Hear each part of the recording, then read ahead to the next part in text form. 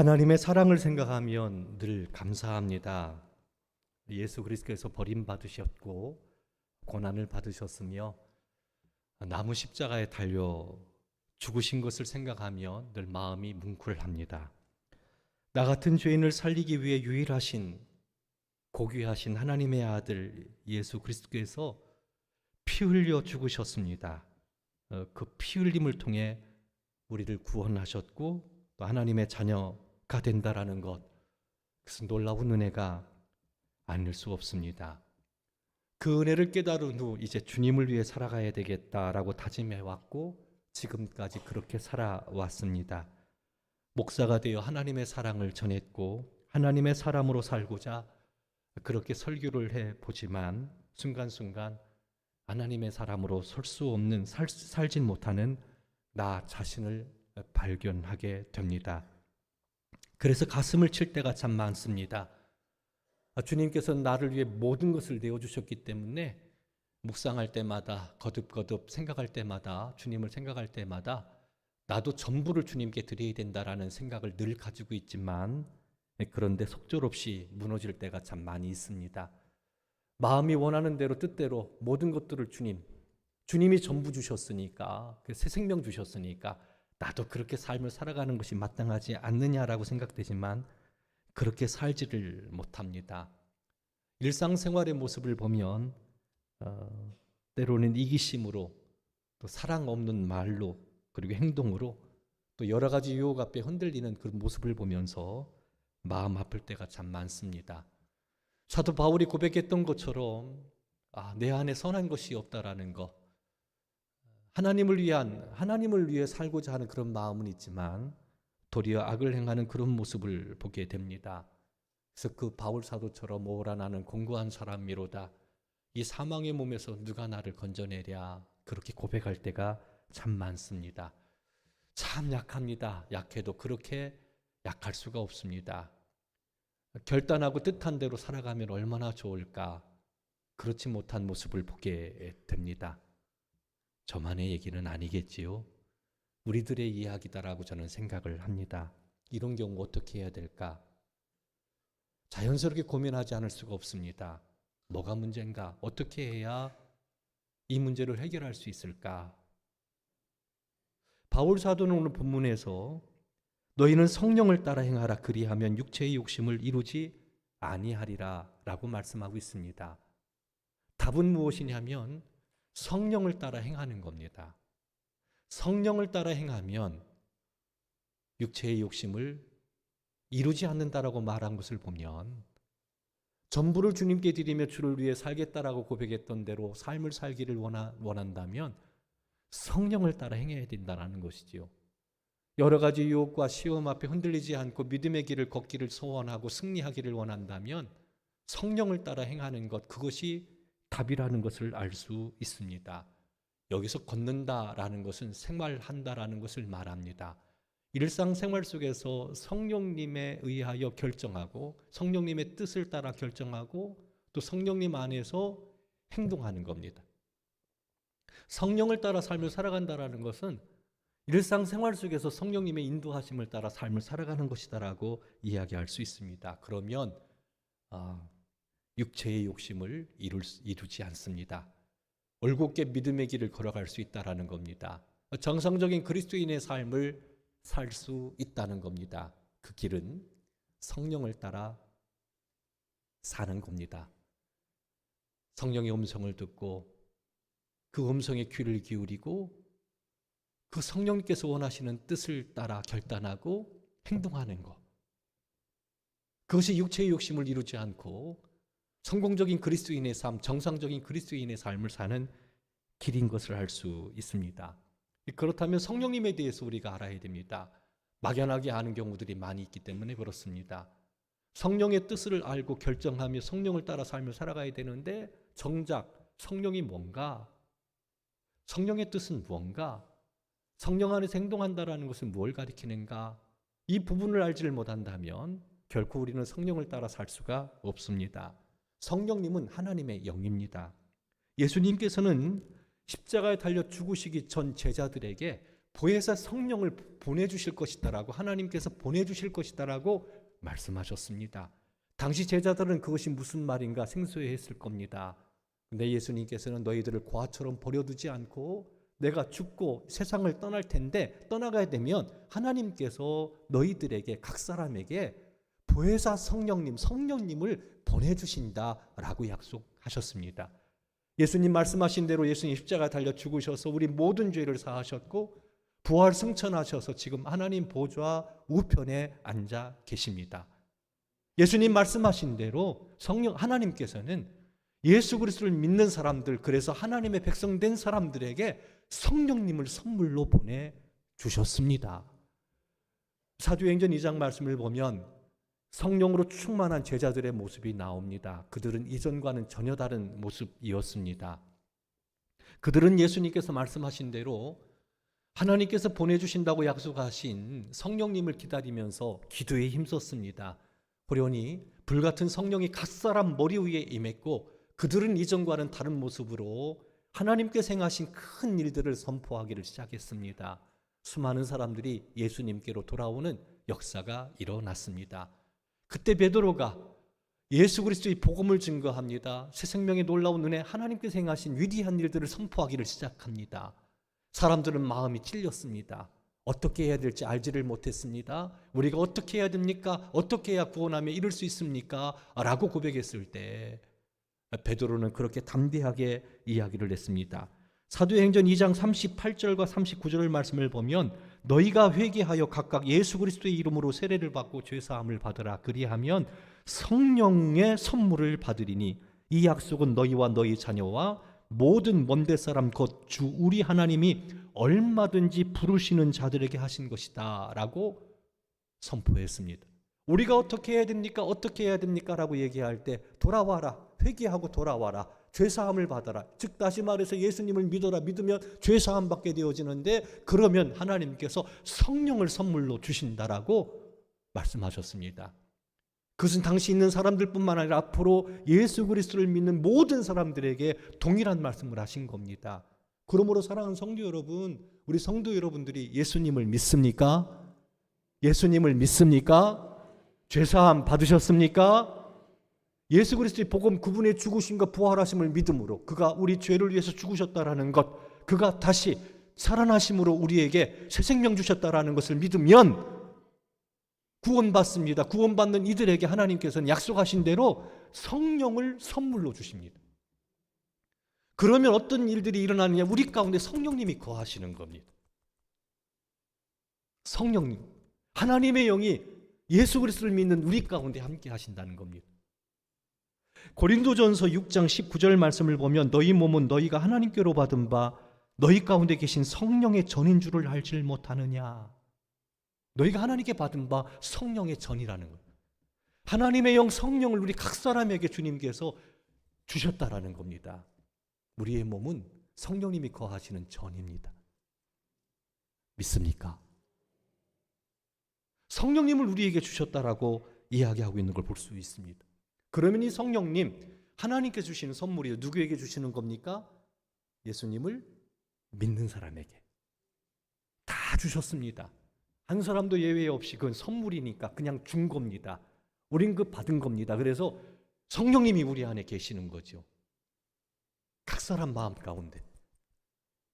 바람은 보이지 않지만 흔들리는 가지를 보면 바람이 분다라는 것을 알 수 있습니다. 성령님은 눈에 보이지 않지만 살아가는 삶의 모습을 보면 아, 성령님이 함께 하시는구나 라는 것을 볼 수 있습니다. 느낄 수 있습니다. 그럼 성령님께서는 우리 안에서 어떤 일을 하십니까?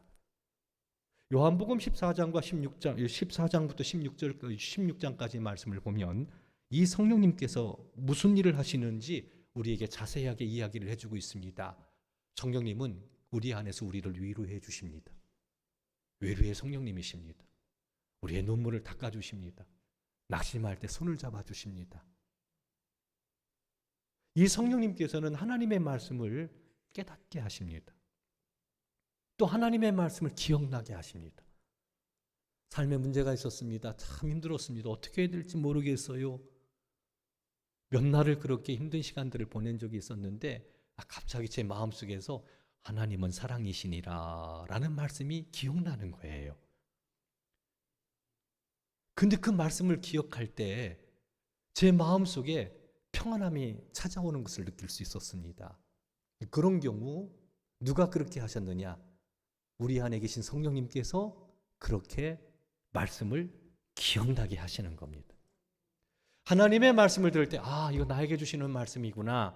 그게 책망의 말씀이든 위로의 말씀이든 또 그것이 내 삶에 어떤 결정을 내릴 때 주시는 지혜의 말씀이든 하나님의 말씀을 깨닫게 하는 것도 성령님께서 하시는 겁니다. 복음을 전하다 보면 말씀을 깨닫지 못하는 분들을 보게 됩니다.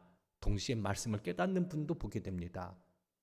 똑같은 말씀을 전하는데 누군 깨닫고 누군 깨닫지 못하고 똑같이 예배를 드리는데 한 장소 한 시간에서 같은 예배를 드리는데 누구는 은혜를 받고 그렇지 못한 경우가 있습니다. 성령님의 역사의 차이라고 볼 수 있습니다.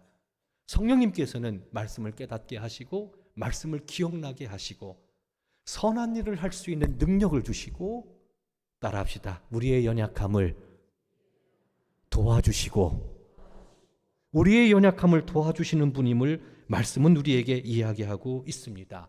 그리고 그 성령님은 너 그거 잘못했어 지적질합니다. 이렇게 살면 안 되는데 사랑하는 성도 여러분, 우리의 생각이라고 생각하지 마십시오. 성령님께서 깨닫게 하시는 겁니다. 지적하시는 겁니다. 돌이키라고. 너 그렇게 살면 안 된다고. 누가 그 일을 하느냐?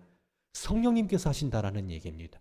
그 성령님께서 하시는 말씀을 귀담아 듣고 그 성령님께서 말씀하시는 대로 우리가 순종하고 따르게 될 때, 그래서 때로는 죄를 버리고 깨닫게 해주신 말씀, 나에게 주신 말씀임을 알고 그 말씀을 따르고자 하고 보폭을 맞춰가며 함께 걸어가는, 성령을 따라 행한다라는 것은 보폭을 맞춰 함께 따라가는 거거든요. 그렇게 삶을 살아갈 때 성령 안의 삶을 살아가는 사람이다라고 이야기할 수 있습니다. 요한복음 14장부터 16장까지 성령님께서는 위로하십니다. 말씀을 기억나게 하십니다. 말씀을 깨닫게 하십니다. 또 선한 일을 할 수 있는 능력을 주십니다. 죄를 책망하십니다. 우리를 도와주십니다. 동시에 사도행전에 나타난 성령님은 기적을 일으키십니다.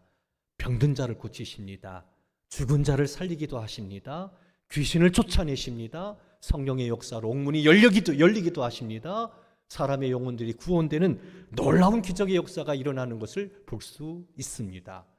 우리 안에 계신 성령님께서 그 위대한 일, 사도행전의 아주 강력한 기적의 능력을 나타내는 그런 일도 하시지만 동시에 위로하고 쓰다마 주시고 만져주시기도 하고 생명의 길로 이끌어 주시는 귀한 사역도 성령님께서 우리 안에서 행하시는 것을 볼 수 있습니다. 성령님은 모든 것을 다 하십니다. 성령님은 모든 것을 다 하실 수 있습니다. 하나님의 영이십니다. 그 성령님이 예수 그리스도를 믿는 우리 성도 여러분들 마음 가운데 함께 한다라는 것을 믿으시기를 바랍니다. 고아처럼 버려두지 않습니다. 성령님께서 그렇게 우리와 함께 하셔서 우리를 이끌어 주신다라고 약속하고 있습니다. 그러므로 사랑하는 성도 여러분, 언제나 함께 하시는 성령님을 따라 살아가야 됩니다. 성령님의 뜻을 헤아리고 그 뜻을 따라 순종해야 됩니다. 그 인도하심을 받아야 됩니다. 이것이 정상적인 그리스도인의 삶입니다. 성령님과 보폭을 맞춰가며 나란히 걸어가야 됩니다. 성령님이 이끄시는 대로 살아가야 됩니다. 그럴 때 우리 인생은 안전합니다. 거기 자유가 있습니다. 거기 치유가 일어납니다.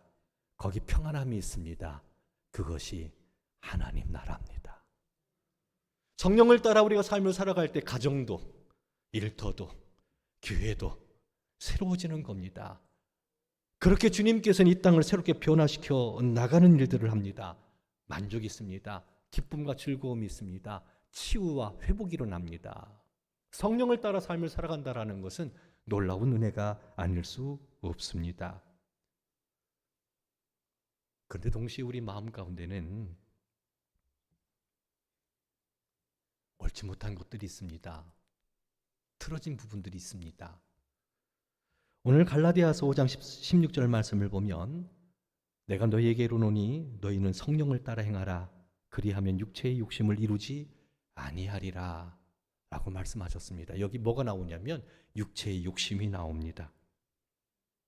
성령님이 우리 안에 거하시는데 동시에 육체의 욕심이 우리 가운데 있습니다. 육체의 욕심은 부패된 본성을 가리킵니다. 죄악된 본성을 말합니다. 죄악된 본성을 말하는 거예요. 예수 그리스도를 믿으면 하나님의 자녀가 되어 성령님이 거하시지만 동시에 우리는 여전히 죄악된 본성을 가지고 있는 겁니다. 원래 예수 그리스도를 믿기 이전에 이렇게 표현하면 어떤지 모르겠어요. 우리는 쇳덩어리였잖아요. 죄인이었잖아요. 선한 것이 아무것도 없었잖아요. 이것을 로마서 6장은 죄가 왕노릇했다라고 표현합니다. 예수 그리스도를 믿기 이전에 죄가 우리를 지배하고 있습니다. 왕노릇하고 있습니다. 그래서 죄의 노예가 되어 삶을 살아갔습니다. 그런 존재였습니다. 그런 존재였을 때 복음의 말씀 우리 마음 가운데 떨어지게 됐고 이 복음을 받아들임으로 하나님께서 그 사람 마음 가운데 성령을 보내주셨습니다. 성령님을 보내주셨습니다. 그래서 우리 마음은 이제 어떤 마음이 되냐면 죄악된 본성이 있는 반면에 하나님의 성령이 그 가운데 함께 있는 겁니다. 함께 있는 겁니다. 바울 사도는 로마서 7장 21절에서 선을 행하기 원하는 나에게 악이 함께 있는 것 그렇게 고백하고 있는 걸 볼 수 있습니다. 선을 행하고 싶은데 악이 함께 있다라는 겁니다. 죄악된 본성이 내 안에 있다라는 겁니다. 여기 성령님께서 함께 하셔서 이 둘이 서로 거스린다라고 이야기합니다. 대적한다라고 이야기합니다. 싸움하고 있다라는 겁니다. 그래서 선한 일을 할 때요, 육체의 욕심, 부패된 본성은 자꾸 그렇게 하지 말라라고, 그거 옳지 못하다고 끄집어 내리려고 합니다. 동시에 우리가 악을 행하잖아요. 그러면 이 성령님께서는 너 그렇게 살면 안 된다고. 어떻게 살라는 거예요, 그럼? 이게 두 가지가 이거 안에서 충돌하는 겁니다. 갈라디아서 5장 17절 말씀을 우리 함께 읽도록 하겠습니다. 갈라디아서 5장 17절입니다. 육체의 소욕은 성령을 거스리고 성령은 육체를 거스르나니 이 둘이 서로 모함으로 대적함으로 너희가 원하는 것을 하지 못하게 하려 함이니라. 기록하고 있는 걸 볼 수 있습니다. 그러니까 이렇게 살아도 또 저렇게 살아도 끊임없이 우리 가운데서 갈등이 일어납니다. 다툼이 벌어집니다. 왜? 부패된 본성, 죄악된 본성과 성령님이 함께 거하시는데 서로 대적하고 있는 거예요. 그래서 성령을 따라 살아도 부패된 죄악된 본성이 끄집어 내리려고 하고 또 육체의 욕심을 따라 지내려고 하면 또 성령님께서 그거 아니라고. 이것을 어떻게 이렇게 적절하게 표현하고 있는지 갈라디아서 5장 17절은 아주 강력하게 이 둘이 서로 대적한다라고 이야기하고 있는 걸 볼 수 있습니다. 그렇다면 육체의 죄악된 본성이 뭡니까? 육체의 소욕은 도대체 뭘 가리킵니까? 그래야 우리가 그거 하지 않을 수 있잖아요. 그렇잖아요. 육체의 일은 현저하니라고 분명하니라고 말합니다. 갈라디아서 5장 19절 말씀 우리 함께 읽습니다. 육체의 일은 분명하니 곧 음행과 더러운 것과 호색과 우상 숭배와 주술과 원수 맺는 것과 분쟁과 시기와 분냄과 당짓는 것과 분열함과 이단과 투기와 술 취함과 방탕함이다 라고 이야기합니다. 자기를 주장하는 겁니다. 이웃을 배려하지 않는 겁니다. 남 잘 되는 거 그거 배합하는 사람 죄악된 본성입니다. 투기하는 사람 어떤 방법을 쓰더라도 누군가를 막 끄집어 내리려고 하는 사람들, 공격하려고 하는 사람들, 그리고 온갖 성적 타락 포함됩니다. 이것이 죄악된 본성입니다. 육체의 일입니다. 그러니까 우리 자신을 한번 이 말씀대로 보면 우리가 어떻게 살아왔는지 어떤 모습인지 쉽게 알 수 있습니다. 어떻습니까? 거룩한 하나님의 자녀인데 미움, 시기, 질투, 분냄 교회 안에 말이 많다고 하잖아요. 그거 악한 거예요. 악한 거예요. 죄악된 본성이에요. 시기하는 거, 투기하는 거, 당짓는 거, 이거 죄악된 거예요. 하나님 싫어하셔요. 그렇게 행동하면 성령님께서 막 책망하셔요.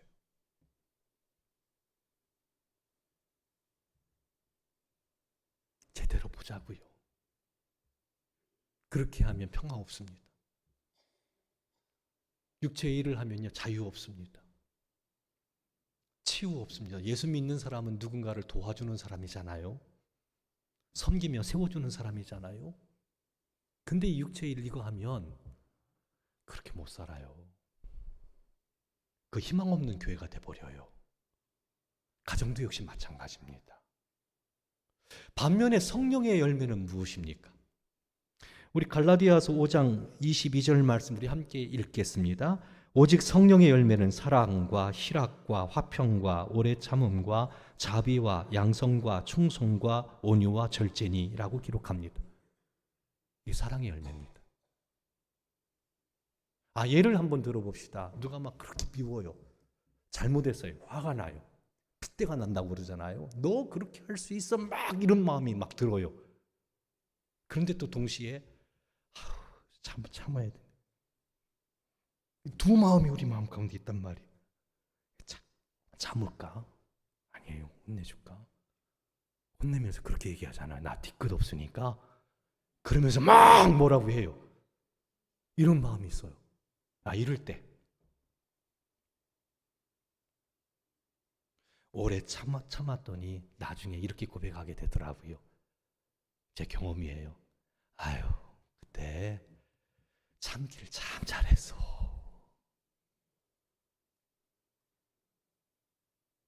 근데 동시에 어떤 때는 제가 연약한 사람이라 막 화를 내기도 해요. 그러면 됩니까? 막 합니까? 나중에 또 그렇게 얘기하더라고요. 괜히 얘기했어 말이에요. 좀 더 참을걸. 이런 거예요. 따다다다다 쏘아 붙는다고 문제가 해결됩니까? 그거는 분내는 거는 죄악된 본성이에요. 예수 그리스도를 믿는 이들은 어떻게 해요? 오래 참아야 돼요. 그게 성령을 따라 삶을 살아가는 거예요. 그러니까 육체의 일과 성령의 일이 이게 우리 안에 동시에 있다라는 겁니다. 이 둘 사이에 우리가 끼어 있는 겁니다. 그래서 뭘 따르냐에 따라서 우리 삶이 공동체의 모습이 결정되는 겁니다. 치유되고 회복되는 공동체가 있는 반면에 그냥 매일 시끄러운 공동체가 있어요. 성령을 따라 사느냐 육체를 따라 사느냐 이 차이예요. 정상적인 그리스도인들은 성령님이 우리 안에 계시잖아요.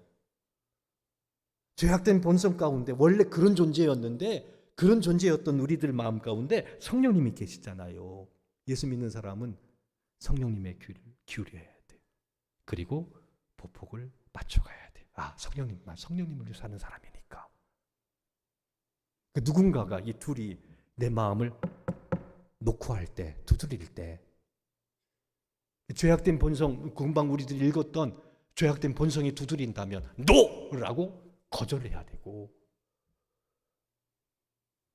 성령으로 하는 그것이 두드릴 때는 마음의 문을 활짝 열어서 그래서 이것을 바울 사도는 로마서 6장에서 너희 지체를 불의의 병기로 드리지 말고 의의 병기로 너희 지체를 드려라 이렇게 표현합니다. 우리의 몸을 누구에게 드리느냐에 우리 죄악된 본성이 있고 성령님이 계신데 누구에게 우리의 몸을 드릴 것이냐라는 겁니다. 그 드린 결과에 따라 우리의 삶은 확연하게 달라지는 겁니다. 성령님께서 놓고 할 때 성령님 그 마음을 두드릴 때 활짝 열어놓고 성령님과 복복을 맞춰 믿음의 길을 걷기를 주님의 이름으로 축원합니다. 항상 들려오잖아요. 그렇잖아요. 참을까? 폭발할까? 덮어줄까? 세워줄까? 다툴까? 이런 양 사이에서 성령을 따라 삶을 살아가는 것이 필요합니다. 왜 그렇게 살아야 됩니까? 오늘 바울 사도는 그렇게 얘기합니다. 너희는 육체와 함께 그 정욕과 탐심을 십자가에 못 박았다라고 이야기합니다. 예수 그리스도를 믿는 이들은요, 예수님과 함께 죽고 예수님과 함께 산 사람이에요. 신부님. 예수 그리스도와 함께 정욕과 탐심을 십자가에 못 박았단 말입니다. 그런 존재예요. 그리고 연합돼서 주님과 연합되어 삶을 살아가는 사람이라고 얘기한다면, 그래서 우리 하나님의 자녀가 됐다면 주님과 연합된 그 믿음으로 삶을 살아가는 사람이어야 된다는 거죠. 주님 없을 때는 우리가 하고 싶은 대로 살았지만 이제는 그렇지를 않은 겁니다. 그래서 주님의 음성에 귀를 기울여야 돼요. 난 주님과 연합된 사람이니까 우리 정욕과 욕심을, 탐심을 십자가에 예수님과 함께 못 박은 사람이에요. 못 박은 사람이 죽은 사람이라는 얘기예요. 그렇다면 우리 지체를 성령님을 따라 믿음 안에서 드려야 되는 겁니다. 갈라디아서 5장 13절 말씀을 제가 읽어드리겠습니다. 형제들아, 너희가 자유를 위하여 부르심을 입었으나 그러나 그 자유로 육체의 규율을 삼지 말고 오직 사랑으로 서로 종노릇하라. 예수 그리스도를 믿는다라는 거 따라합시다. 사랑으로 종노릇하는 거.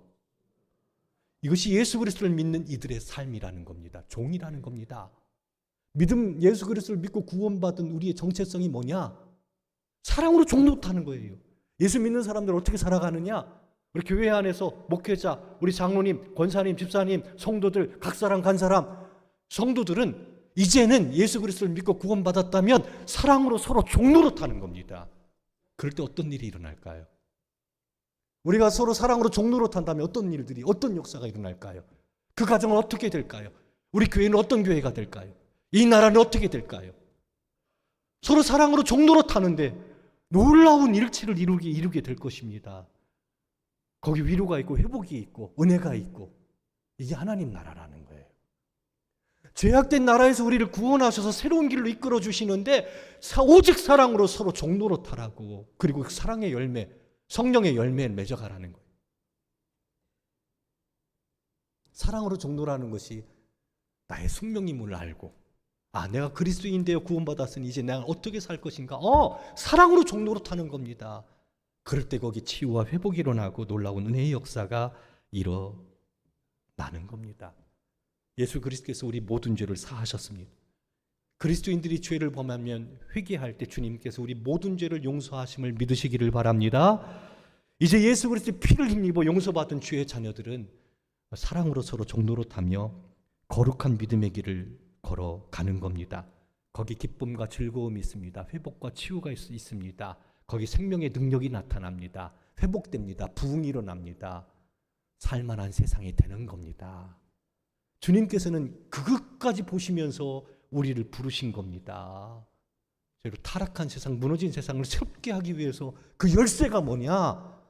구원하신 다음에 성령 주시고 오직 사랑으로 서로 종노릇할 때, 그럴 때 일어나는 이 변화들, 관계가 회복되고 치유되는 놀라운 내 자리로 우리를 초청하신 것을 볼 수 있습니다.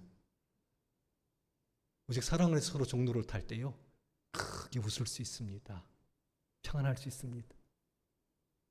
행복할 수 있습니다. 예를 한번 들어볼게요. 우리가 여행을 갔다고 생각해 봅시다. 한 10명 단위나 한 30명 단위 여행을 갔을 때, 지난번 이태리에 일이 있어서 가게 돼서 한 10명 가까이 이렇게 갔는데요. 천국이었어요. 왜냐하면 서로 낸대요. 서로 베푼대요. 휴게소에 가면 서로가 낸다고 그러고, 서로가 낸다고. 한 사람이 내면 다음번 또 사람 내고. 그러니까요, 그냥 좋은 거예요. 왜? 사랑으로 섬기겠다라는 마음 갖고 그러니까 그게 바뀌는 겁니다. 근데 그것도 있잖아요. 서로가 자기 거 챙기고 그러면 어떻게 되겠습니까? 그 여행 참 힘들죠. 그런 결과예요. 사랑으로 서로 종로를 할 때 나타나는 결과는 우리가 상상 그 이상의 놀라운 역사가 나타납니다. 그런데 육체의 속을 따라 삶을 살아가게 되면 그럴 때는 고통이 있습니다. 아픔이 있습니다. 정말 힘들어요. 정말 힘들어요. 오늘 본문 갈라디아서 5장 21절 말씀을 보면 투기함과 술취함과 방탕함과 또 그와 같은 것들이라 전에 너희에게 경계한 것 같이 경계하노니 이런 일을 하는 자들은 하나님 나라를 유업으로 받지 못할 것이다 라고 이야기합니다. 그러니까 육체의 일은 분명하니 라고 쭉 이야기하면서 이와 같은 일들을 하는 사람들은 하나님 나라를 유업으로 받지 못한다라는 겁니다. 하나님 나라는 의와 희락과 평강입니다. 의와 희락과 평강입니다. 그러나 육체의 일을 행할 때에는 그 의와 희락과 평강 누리지를 못합니다. 제가 말씀드렸잖아요. 자기 것 챙기고 뒷담하고 시기하고 비난하고 분쟁하고 시기하고 뭐든지 싸우려고 하는 그런 공동체는요, 지옥이에요. 교회라도 지옥이 될 수밖에 없어요. 그렇게 될 수밖에 없어요. 육체의 일은 분명하니까. 그것은 하나님 나라를 유업으로 받지를 못하니까.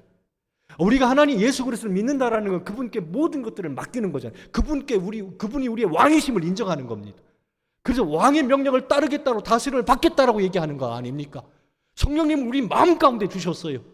마음 가운데 주셔서 우리 마음 가운데 성령님께서 말씀하실 때 우리들 거부한다면 어떻게 되겠습니까?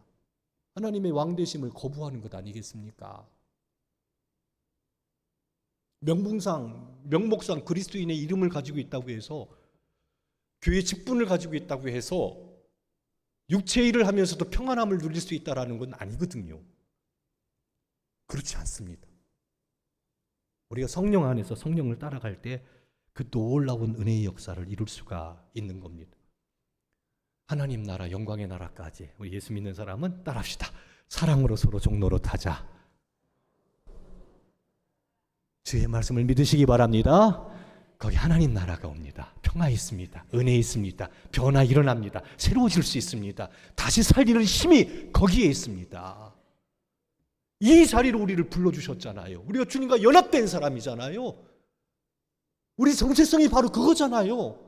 그렇게 할 때 성령으로 행하고 성령으로 살아가는 그런 삶을 살아갈 때 거기 놀라운 하나님이 가져다 주시는 은혜와 은총이 있다라는 거 시간 결단합시다. 성령님께서는 우리에게 말씀해 주셔요. 그 음성을 귀담아 들으시고 보폭을 맞춰가면서 한 걸음씩 한 걸음씩 성령을 따라 나가십시오. 무너진 가정도 회복될 수 있습니다.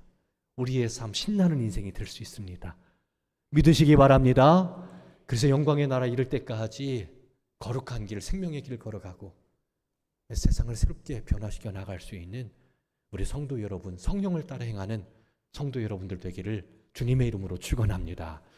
이 시간 우리 함께 찬양을 부르신 후에 뒤돌아보니까 그렇지요.